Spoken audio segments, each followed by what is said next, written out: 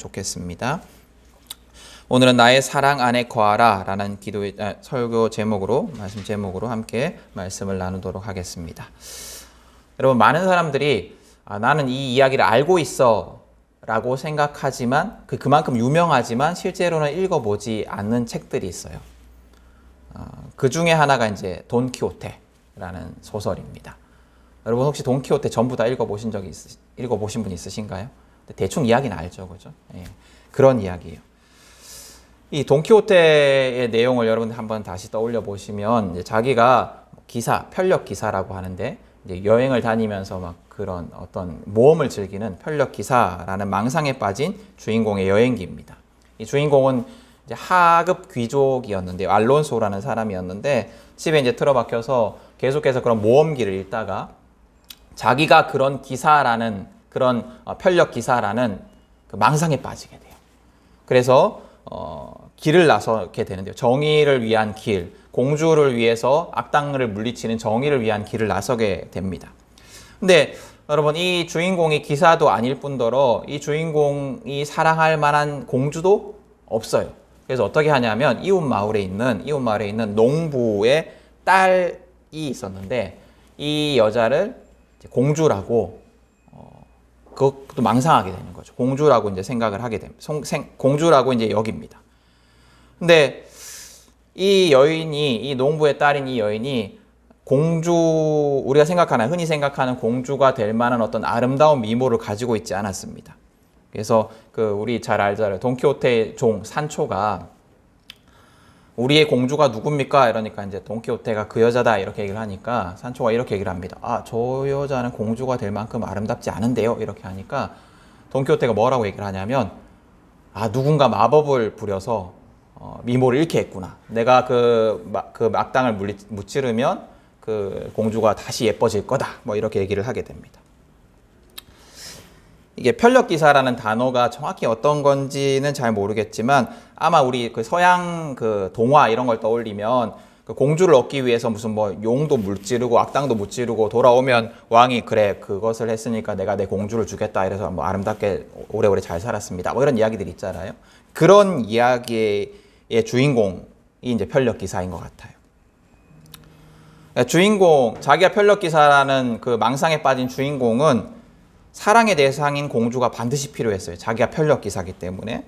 그래서 그걸 상상 속에서 만든 겁니다. 돈키호테의 이 공주처럼 사랑에는 반드시 대상이 필요해요. 혼자 사랑할 수는 없어요. 짝사랑이라고 해도 누군가가 있는 거고, 상상 속에 누구라도 있는 게 이제 사랑입니다. 대상이 반드시 필요합니다. 예전에 그 독특한 사람들이 나오는 TV 프로그램이 있었는데, 여러분 기억하시는지 모르겠는데, 일본의 애니 캐릭터를 연애하는 사람이 나온 적이 있어서 무슨 엑스파일 이런데, 그래서 큰 쿠션 같은데 이제 그 캐릭터가 이렇게 새겨져 있는 그 쿠션 끌어안고 다니고 같이 데이트도 하고 이런 이제 흔히 말하는 오타쿠라는 사람이 나온 적이 있었는데, 그것처럼 하다못해 무슨 캐릭터라는 어떤 상상 속의 대상이라도 뭔가 있어야 됩니다. 사랑이라면 누군가 대상이 있어야 돼요. 근데 오늘 예수님께서 사랑하라 라고 명령을 하십니다. 그렇다면 이 사랑의 명령의 대상이 누구일까요? 여러분, 성경의 이야기는 추상적인 이야기가 아니에요. 도덕교과서처럼 뭔가 추상적인 얘기를 하고 있는 것이 아닙니다. 구체적인 상황과 인물들이 있어요. 오늘 성경의 1차적인 배경은 예수님과 제자 공동체입니다. 예수님께서는 제자들과 늘 함께 계셨습니다. 12명의 제자들 외에도 그 외에 헤아리진 않지만 제자들이 있었어요. 근데 예수님께서 십자가에 돌아가시기 전에 오늘 하시는 말씀들이거든요. 제자들에게 말씀을 하고 계세요. 서로 사랑하라. 그것이 내 사랑 안에 거하는 것이다. 오늘 예수님께서 말씀하신 이 사랑의 대상은 제자 공동체였습니다. 예수님은 나의 사랑 안에 거하라 라고 말씀을 하십니다. 그리고 예수님이 사랑 안에 거하는 방법에 대해서 가르쳐 주시는데, 그것이 뭐냐면 나의 계명 안에 거하는 것이다. 나의 계명을 지키는 것이다. 나의 계명을 지키면 사랑 안에 거하는 것이다. 나의 사랑 안에 거하는 것이다 라고 말씀을 하십니다. 근데 예수님의 계명이 또 무엇이냐 하면 서로 사랑하라는 거였어요. 예수님께서 좀 복잡하게 말씀을 하셨는데, 단순하게 좀 정리를 해보면 이렇게 말씀을 하시는 거예요. 서로 사랑하여서 내 사랑 안에 거하라. 오늘 예수님 명령이 그거예요. 서로 사랑함을 통해서 내 사랑 안에 거하라. 예수님은 죽음을 앞둔 그 상황 속에서 제자들에게 이렇게 명령을 하고 계시는 겁니다. 너희는 서로 사랑하여서 내 사랑 안에 거하라. 성경은 여러 곳에서 공동체 안의 친밀한 사랑에 대해서 가르칩니다. 각 성도를 머리 대신 그리스도의 한 몸 된 지체, 각 지체, 우리 몸에 보면 손과 발, 눈과 코 이런 것처럼 한 몸 된 그리스도의 한 몸 된 지체라고 묘사를 하기도 하고, 또 지난주 성경 본문에서 그리스도라는 포도나무에 달린 각각의 가지로 비유하기도 합니다. 그만큼 친밀하다라는 거죠. 각자 개인이 아니라 아주 친밀한 공동체라는 겁니다. 초대교회 모습도 보면 사도행전에 보면 서로 돕고 내 것을 내어주고 서로를 존중하고 차별 없는 공동체로 그려집니다. 하나님도 예수님도 사랑에 대해서 여러 번 강조하면서 가르치시는데, 내 이웃을 내 몸과 같이 사랑하라 라는 그런 명령 있잖아요. 예수님이 아주 유명한 명령, 중요한 명령. 이런 명령도 1차적인 대상은 믿음의 공동체였습니다. 믿음의 공동체 안에 서로 사랑이 있어야지 그 사랑이 밖으로 퍼져나갈 수 있지 않겠습니까? 근데 성경은 이렇게 공동체 안의 사랑, 교회 안의 사랑에 대해서 여러 번 가르치고 강조합니다. 근데 우리에게 주어진 공동체 교회 안에서 서로 사랑하라는 명령이 크게 와닿지 않는 것 같아요. 성경은 여러 번 그렇게 심지어 내 몸과 같이 사랑하라. 내 이웃을 내 몸과 같이 사랑하라. 그리고 오늘 예수님께서도 서로 사랑하는 것이 곧 내 안에 거하는 것이다 라고 강조하시지만, 교회 안에서 우리가 서로에 대해서 가지는 그 사랑의 감정은 그렇게 크지 않은 것 같습니다. 여러분 어떠세요? 서로 사랑하라. 그것이 내 사랑 안에 거하는 것이다. 그것이 내 명령이다 라고 예수님께서 죽음을 앞두고 진지하게 아주 중요하게 말씀하시고 있지만, 여러분 우리가 서로 사랑하는 공동체다라고 뭔가 이렇게 흔쾌히 하나님 앞에 고백할 수 있을까? 예수님 앞에 고백할 수 있을까? 예수님이 이렇게 명령하실 때 예수님 우리는 사랑하는 공동체입니다 라고 주저없이 말할 수 있는 공동체인가? 라고 질문해 본다면 어떠신 것 같아요? 여러분 현대로 올수록 우리는 굉장히 개인화된 삶을 살아갑니다. 그래서 서로 사랑하라는 명령이 되게 부담스러워요. 그래서 사랑하라는 성경의 어떤 가르침을 들을 때 이거를 구체적인 명령으로 받아들이기보다는, 내가 실천해야 되는 명령으로 받아들이기보다는 그냥 추상적인 어떤 가르침으로 생각을 합니다.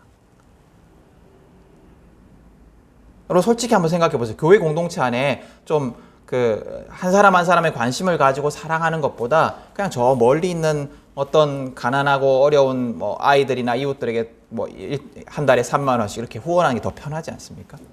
그게 더 편하잖아요. 우리는 좀 이 명령이 사실은 부담스러워요. 근데 우리가 어떻게 느끼는가와 상관없이 오늘 예수님은 우리가 서로 사랑해야 된다라고 말씀하십니다. 이제 더 부담스러워지는데요. 그렇다면 우리가 어떻게 서로 사랑해야 되느냐? 어떻게 서로 사랑해야 되느냐에 대한 예수님의 가르침을 들으면 더 부담스러워져요. 예수님께서 9절에서 어떻게 말씀하시냐면, 아버지께서 나를 사랑하신 것 같이 나도 너희를 사랑하였다 라고 말씀을 하십니다. 예수님은 하나님이 예수님을 사랑하신 것처럼 우리를 사랑하였다 라고 말씀하세요. 그리고 그 사랑으로 너희도 서로 사랑하라 이렇게 말씀을 하십니다. 예수님은 하나님을 아버지라고 불러요. 아버지라고 부르고 있지만 이 하나님의 아버지 하나님의 아들 예수님에 대한 사랑은 인간 아버지가 자녀에게 베푸는 사랑, 인간 부모가 자녀에게 베푸는 사랑과 비교할 수는 없을 겁니다. 그것보다 훨씬 큰 사랑일 겁니다.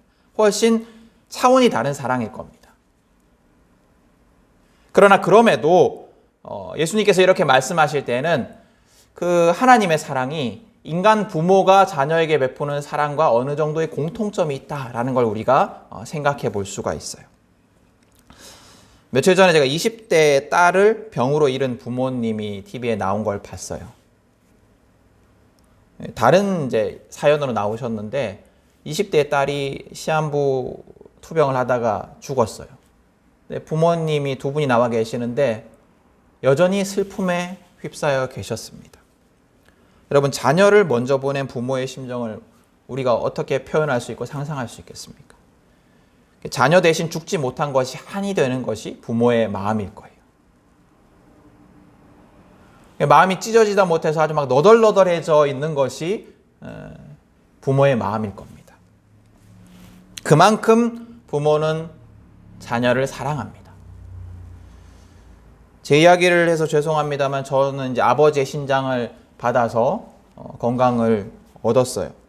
아버지께 너무 감사하죠. 아버지가 이렇게 희생하지 않으셨다면 제가 지금 어떤 모습으로 서 있을지 상상할 수가 없습니다. 근데 제가 만약에 아버지고 제 아들이 그렇게 아프다면 저도 당연히 그렇게 했을 것 같아요. 여러분, 안 그러시겠어요? 내가 아무리 아파도, 내가 아무리 힘들어도, 내가 아무리 두렵고 무서워도 자녀를 위해서 못 해줄 게 뭐가 있겠습니까?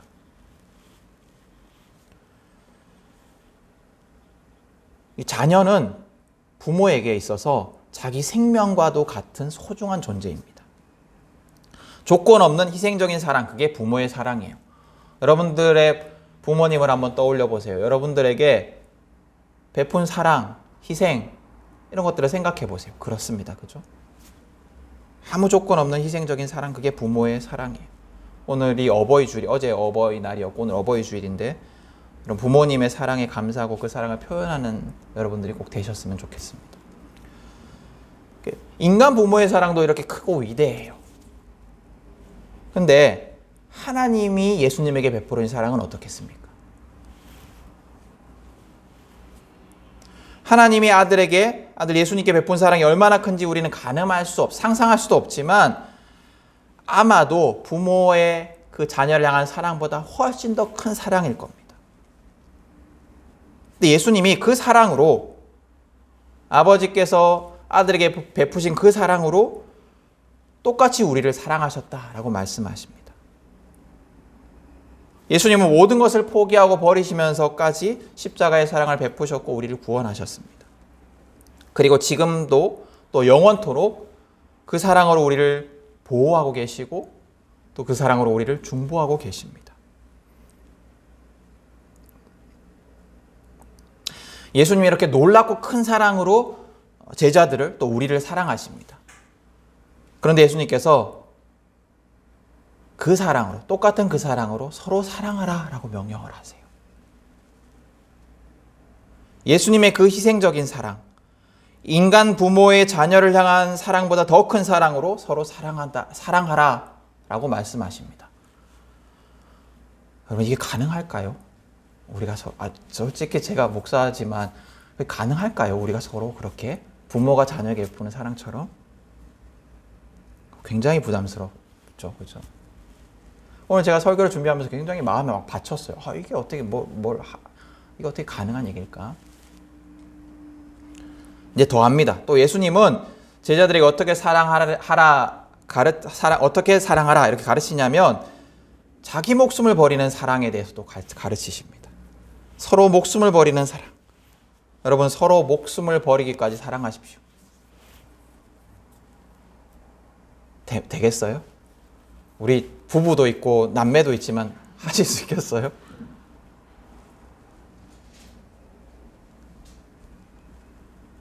참 부담스럽죠? 근데 예수님께서 그렇게 서로 사랑하라 말씀하십니다. 제자들을 위해서 또 우리를 위해서 온 인류를 위해서 십자가에서 목숨을 버리실 아직 지금 이 상황에서는 버리실 예수님께서 그 십자가를 앞에 두고 내가 너희를 위해 죽을 터인데 그것처럼 서로 목숨을 버려 사랑하라 말씀하십니다. 여러분, 그 사랑이 가능할까요? 교회 안에서 막말로 하면 남남인데, 그죠? 여러분, 이 말씀은 그때의 상황을 생각해 보면 필요한 말씀이었어요. 의미가 있는 말씀이었어요. 왜냐하면 이제 예수님께서 십자가에 박히시고 나면, 십자가에 못 박히시고 나면 제자들이 예수님을 잃어버리고 자기의 어떤 인생을 걸었던 예수님을 잃어버리고 뿔뿔이 흩어져서 어떻게 해야 될지 몰라서 막 당황합니다. 근데 그 제자들에게 필요한 말씀이었어요. 우리가 이미 부활절 이후에 몇 번의 그 설교를 통해서 보았지만 문을 걸어 잠그고 두려움에 떨었습니다. 제자들이 예수님을 죽인 사람들이 자기들에게도 와서 자기도 잡아갈까봐, 자기들도 죽일까봐 돌아다니지도 못하고 숨어서 두려움에 떨었습니다. 이미 그럴 것을 예수님께서는 아셨어요. 그래서 그 위험을 이길 힘, 그것이 서로 사랑하는 것에 있다. 그 생명의 위협을 이길 힘은 서로 사랑하는 것에 있다라고 미리 가르치신 거예요. 여러분, 또 오늘 성경은 여러 층위의 독자들이 있어요. 또 어떤 독자들이 있냐면, 이 요한복음은 예수님이 살아계실 때 기록된 것이 아니고 예수님이 죽으시고 돌아가시고 한 60년 정도 지난, 하여튼 뭐 정확하게 추측을 할 수는 없지만 수십 년이 지난 후에 기록이 됐거든요. 근데 그 기록을 할 때 요한복음의 저자가 또 염두에 둔 그 독자 공동체가 있었습니다. 제가 설교를 준비할 때 여러분을 염두에 두듯이 그 염두에 둔 공동체가 있었습니다. 그 공동체를 요한 공동체라고 이제 부르는데요. 그러니까 요한 공동체, 즉 교회가 어떤 위기 속에 있었냐면 유대교로부터 분리되어야 하는 위기 속에 있었습니다. 여러분, 이스라엘은 종교가 모든 어떤 생활과 사회의 근간이 되어 있습니다. 그래서 이스라엘 사람이면서, 이스라엘 국민이면서 유대인이 아닐 수가 없어요. 본인이 뭐 하나님을 믿든 안 믿든 그것과 상관없이 이스라엘 국민이면 유대 교인이 되어야 합니다. 근데 내가 유대 교인이 아닌데 이스라엘 사람이다 라고 하면 그거는 불가능해요. 이 당시에는, 지금은 어떤지 모르겠지만 아마도 지금도 비슷할 겁니다. 그러니까 속으로는 어떤 믿음을 가지고 있든지 어떤 생각을 가지고 있든지 간에 겉으로는 유대인이어야 돼요.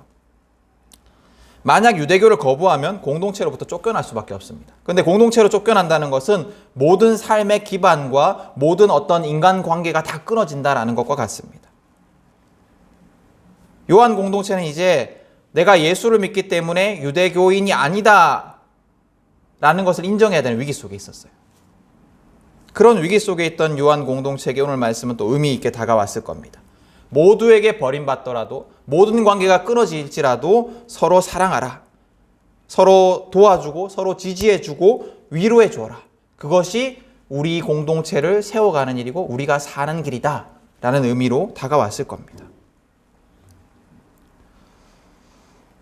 그렇다면 이 말씀이 지금 우리에게는 어떤 의미일까요? 지금 우리는 뭐 예수 믿는다고 해서 쫓겨나지도 않고 또 예수 믿는다고 해서 누가 막 죽이려고 달려들지도 않는데 이런 상황 속에서 어떤 의미가 있을까? 어떻게 보면 그 요한 공동체나 예수님의 제자들보다 우리가 좀 더 나은 상황에 있는 것 같기도 합니다. 적어도 우리가 생명을 잃을 위협은 당하지 않으니까요. 그러나 우리에게도 큰 위협이 있습니다. 우리는 언제나 세상적 가치관의 유혹에 흔들릴 수 있는 위험이 있습니다. 세상적 성공의 방식에 유혹됩니다. 그 어느 때보다 더 교묘하고 더 강력한 유혹이 우리에게 있어요. 여러 가지 가치관들, 우리를 유혹하는 가치관들이 있습니다. 우리는 개인이 우선이다. 개인의 가치가 최고다. 내 생각, 내 주장, 내 어떤 가치, 내 즐거움, 이것이 제일이다. 라는 어떤 유혹 속에 살아갑니다. 가르침 속에 살아갑니다. 그래서 결국 신앙은 개인의 문제다. 신앙은 어떤 공동체의 문제도 아니고 사회적인 문제도 아니고 그냥 개인적인 문제다라는 그런 가르침 속에 우리가 살아갑니다. 또 우리의 삶은 제자 공동체나 요한 공동체처럼 늘 언제나 그 삶의 위기 속에 있습니다. 갑자기 우리의 경제적 형편이 나빠질 수도 있고요. 또 갑자기 건강이 나빠지기도 합니다. 갑자기 가족이 어려움을 겪기도 합니다. 또 갑자기 정신적 건강을 잃기도 합니다. 갑자기 여러 가지 어려움이 닥쳐서 우리를 힘들게 할 수 있는 그 위기 속에 있습니다. 여러분 한번 생각해 보세요. 아까 기도 제목 나눌 때 말씀드렸지만 그 20대 청년, 부산에서 그 압산 20대 청년, 아버지가 거기 일하고 계신데요. 아버지가 거기 일하고 계시는데 이제 아르바이트로 일하러 갔다가 그런 사고가 벌어진 거예요. 군대 제대하고. 그 가정에 이런 위기가 닥칠 거라고 상상도 못했을 겁니다. 20대의 그 청년이 누가 그때 지금 이 시기에 죽을 거라고 상상했겠습니까? 80, 90 살아갈 거라고 다 예상했겠죠. 그런 일들이 벌어져요. 그게 저 멀리 있는 일이라고 우리가 확신할 수가 없습니다. 우리의 삶 속에서도 언제나 일어날 수 있는 일이에요. 여러 가지 위기들이 있습니다.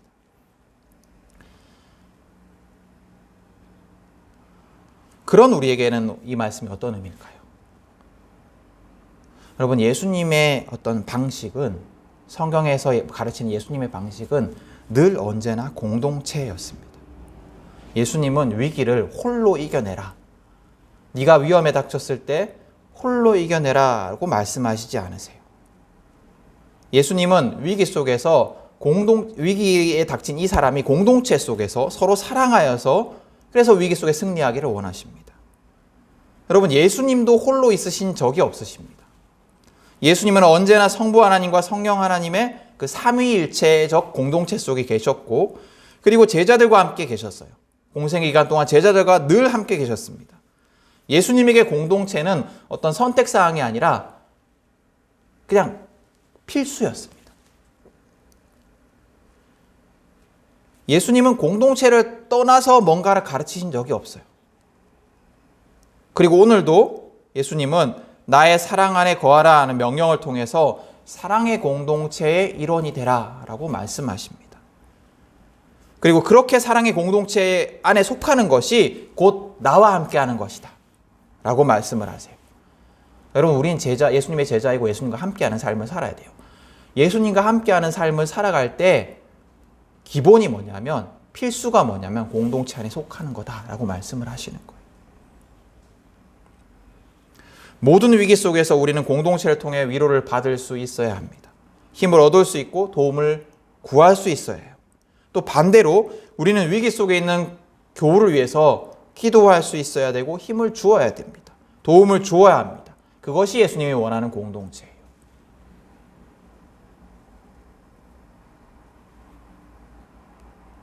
근데 여러분, 어쨌거나 그래도 부담스러운 건 맞아요. 똑같잖아요. 그죠? 부담스러워요. 우리가 어떻게 우리를 향한 그 부모님의 사랑처럼 사랑할 수 있겠습니까?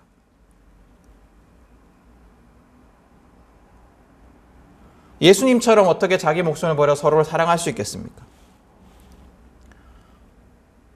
우리가 진짜 서로를 그렇게 사랑할 수 있을까요? 그게 너무 이상적인 이야기 아닙니까?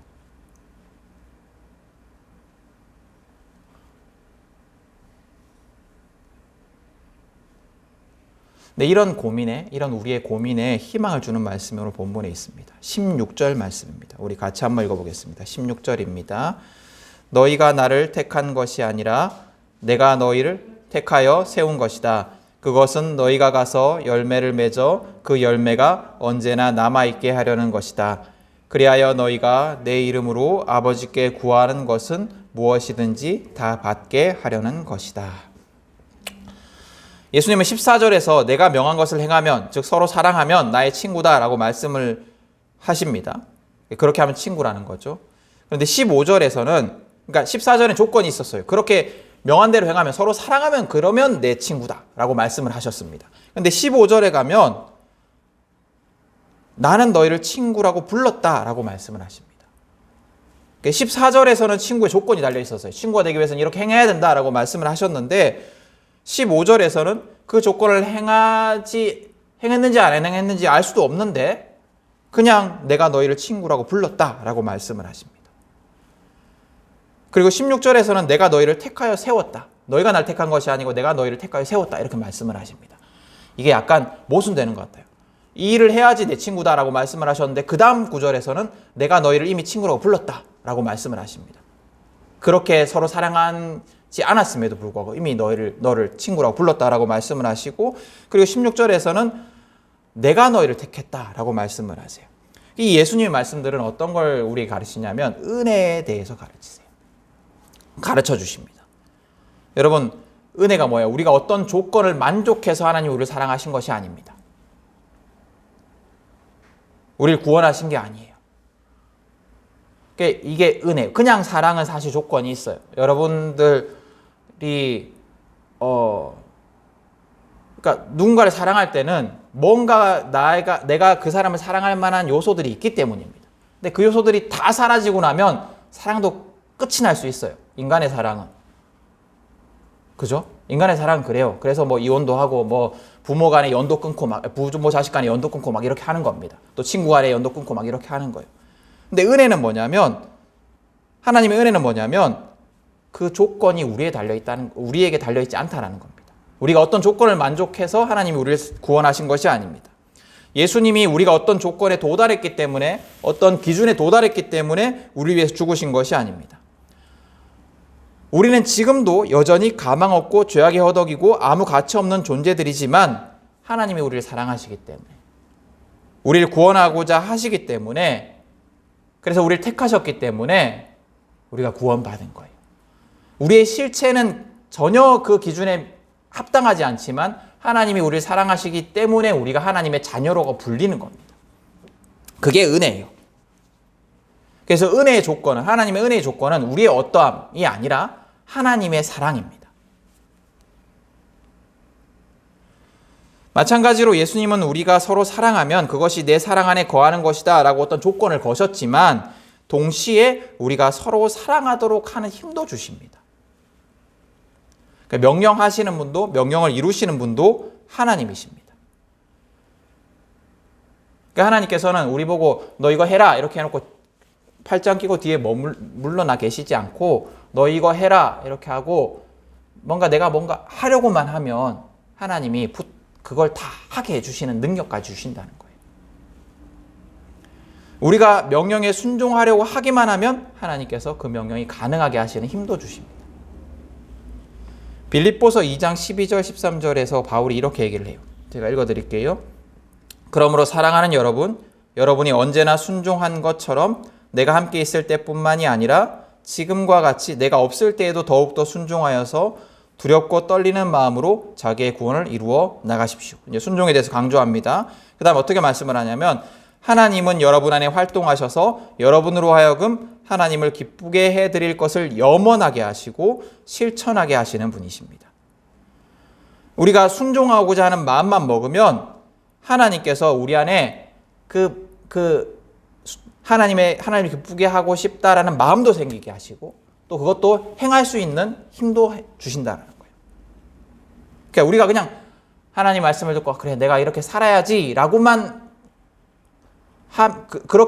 그렇게만 우리가 결단하고 한 걸음만 디디면 하나님께서 그것을 실천할 수 있는 어떤 마음도 주시고 또 능력도 주신다라는 겁니다. 그러니까 우리가 한 걸음만 디디면 그 다음은 다 하나님께서 알아서 하신다라는 거예요. 내가 내 힘으로 하는 것이 아니라 하나님이 하나님의 능력으로 나를 통해 하신다라는 겁니다. 이게 은혜의 가르침이에요. 이 은혜가 있기 때문에 우리가 오늘 하나님의 명령, 오늘 예수님의 명령에 순종할 수 있는 어떤 소망이 있습니다. 여러분, 우리 교회가 오늘 예수님 말씀하시는 사랑의 공동체가 될 수 있을까요? 냉정하게 우리의 능력으로 안 돼요. 될 수가 없어요. 불가능해요. 우리의 힘으로는 불가능합니다. 그런데 우리가 불가능한 일을 이루시는 하나님을 신뢰하고 믿음의 눈으로 바라보고 순종하면 하나님이 열매를 맺게 하실 것입니다.